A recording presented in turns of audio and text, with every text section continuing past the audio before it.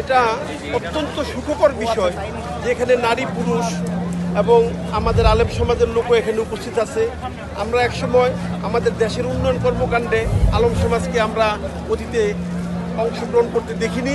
আমরা আশা করি আগামীতে এই যে আমাদের একটা চমৎকার মিলন মেলা হয়েছে, এই চমৎকার মিলন মেলার মধ্য দিয়ে আমরা আগামীতে আমাদের ছাত্র জনতা এবং যে আমাদের আলেম সমাজ তারাও যেন দেশের উন্নয়নে শরিক হয় এবং আমাদের আলেম সমাজ যেন আমাদের জাতীয় অর্থনীতিতে একটা বড় ভূমিকা পালন করতে পারে, এটা আমি নিশ্চয়ই আশা করব।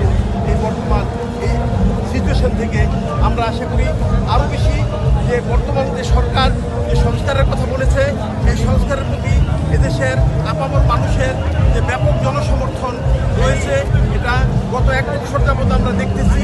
এবং এই সংস্কারের জন্য যদি আমরা দেখতে পাই যে দেশের মানুষ সুখে আছে, দেশের মানুষ শান্তিতে আছে, দেশের মানুষ ক্ষুধার্ত না থাকে, দেশের মানুষ নিরন্ন না থাকে, দেশের মানুষ যাতে এই গৃহহীন না থাকে, সেই সংস্কারটুকু আমাদের অতীব প্রয়োজন।